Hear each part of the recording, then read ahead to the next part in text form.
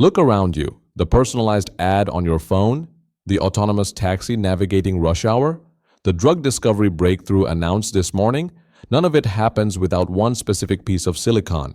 In 2026, we don't measure global power in barrels of oil or tons of gold. We measure it in compute. And one company controls the tap.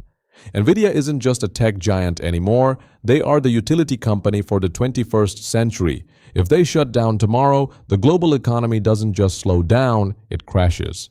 But here's the part that doesn't make sense. 30 years ago, this multi-trillion-dollar empire was 30 days away from bankruptcy. They were fired by their partners. They were ridiculed by Wall Street. How did a company making video game cards for nerds end up holding the world hostage? It starts in a place usually reserved for hangovers and cheap pancakes, a Denny's in San Jose, 1993. Three engineers, Jensen Huang, Chris Malachowski, and Curtis Priem, are nursing bottomless coffees. They see a future where computers don't just process text, they process 3D worlds. And it was a disaster. It was expensive, it used weird technology that Microsoft refused to support, and nobody bought it. By 1996, the money was gone. Nvidia had 1 month of payroll left. They needed a miracle. That miracle was Sega. Nvidia had a contract to build a chip for Sega's new console, but Jensen realized something terrifying. His chip design was wrong. If they built it, it would fail.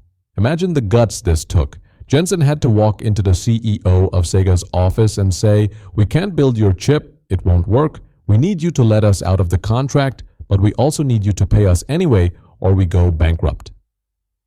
It was the wildest Hail Mary in corporate history. And somehow, Sega said yes. That check bought them 6 months. 6 months to scrap everything and build the Rive 128. It worked. They survived. But survival wasn't enough for Jensen. He was about to make a gamble that would make the Sega risk look like pocket change. Fast forward to 2006.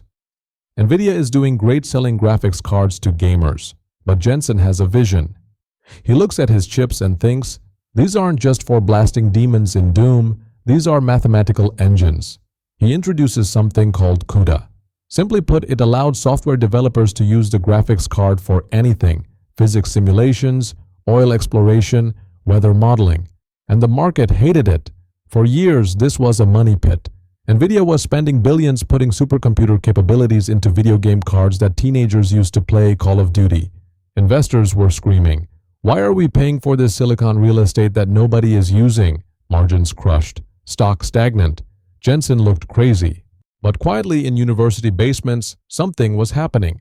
AI researchers who had been stuck for decades because standard computer processors were too slow discovered these Nvidia chips. It was the spark in a room full of gasoline. In 2012, a team used Nvidia GPUs to train an AI called AlexNet. It could recognize images better than any human-written code. Jensen didn't hesitate. While Intel and AMD were fighting over 5% market share in CPUs, Nvidia pivoted the entire company. "We are not a graphics company anymore," he said. "We are an AI computing company." He built the hardware before the software even existed. He built the ecosystem, he built the moat, and he waited. Then, November 2022, the bomb dropped. ChatGPT. Suddenly, every CEO, every world leader, and every investor woke up to the same realization. To build the future, you need compute. And Nvidia was the only dealer in town. By 2024, their H100 chips were harder to get than Hermes bags. By 2025, nations, not companies, nations, were stockpiling them for national security. Look at us now in 2026. Nvidia isn't just a trillion-dollar company. They have surpassed the GDP of major European countries.